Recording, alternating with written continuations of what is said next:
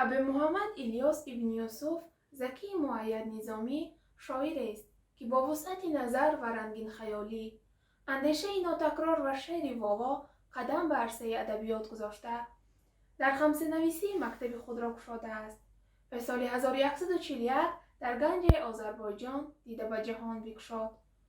موافق بسیاری از سرچشمه‌های تاریخی و ادبی، اجداد پدری نظامی گنجوی از اهل قوم ایران بودند.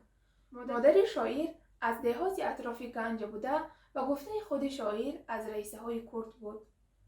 پدر نظامی و اجداد او از اهل علم و عرفان بودند، ولی متاسفانه شاعر در سن خردسالی از پدر و مادر محروم مانده است و تربیه او را تقایش خواجه عمر به عهده میگیرد.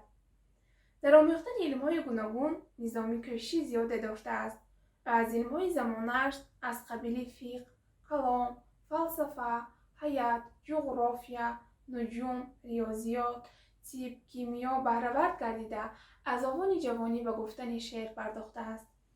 در برابر دانستن علم‌های زمانی خود، نظامی از میراث بدیعی یونانی قدیم، یادگاری خطی پهلوی، آثار علمی و ادبی عرب، تاریخ خلق‌های قفقاز و ادبیات فارسی تاجیک پر آگاه بود و ادبیات دهانی خلق خود و رسم و آداب نصرانی و یهودی و پهلوی را خوب می‌دانست. علم‌های طبیعی مخصوصاً طب و نجوم یعنی استرونومیا را خوب از بر نموده بود. عموماً نظامی از علم‌های زیاد برخوردار بود. زندگی نظامی گنجوی پورا در گنج سپری گردیده است. بار با دعوت شاه طغرلشاه به تبریز سفر کرد، ولی در آنجا فقط 3 روز ایستاد. حکیم نظامی عمرش را بیرون از دربار در آزادی و سربلندی گذرانیده است. با شاه رابطه داشته باشد هم کسی را مدح نکرده است. حکیم نظامی گنجوی سال 1209 در گنج این دنیا را پدرود گفته است.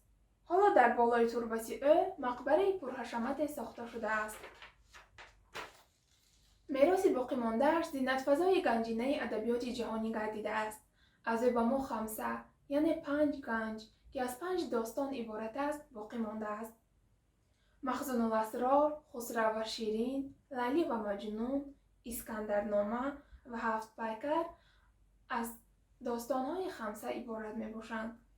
این مجموعه داستان‌ها در انکشاف منبع ادبیات شرق مقامی ارزنده‌ای دارند و باعث پیدایش عنعنه خمسه سرایی گردیدند.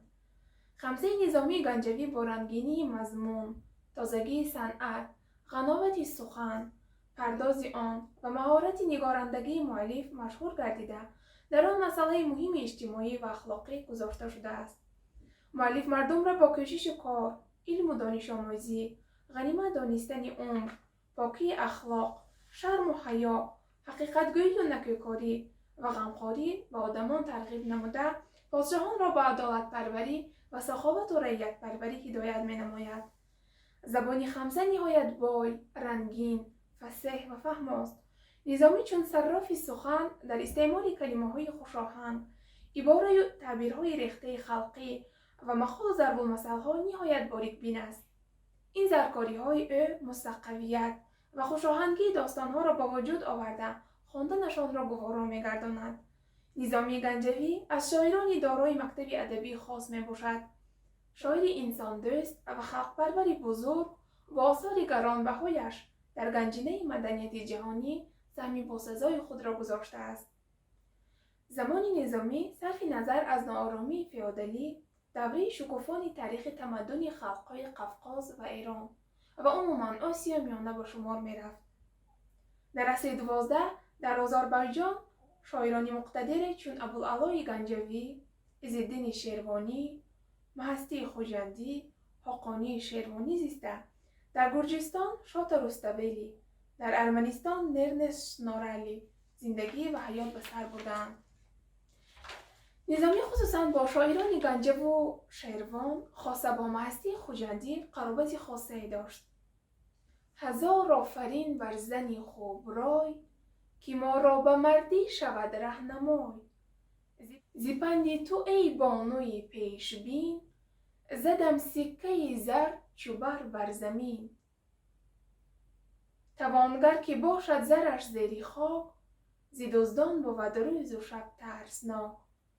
ته دست کاندیشه زر کند، تمنای گنجش توانگر کند. یکی تاجور بود یکی صد بود، که باران چو بسیار شد بد بود.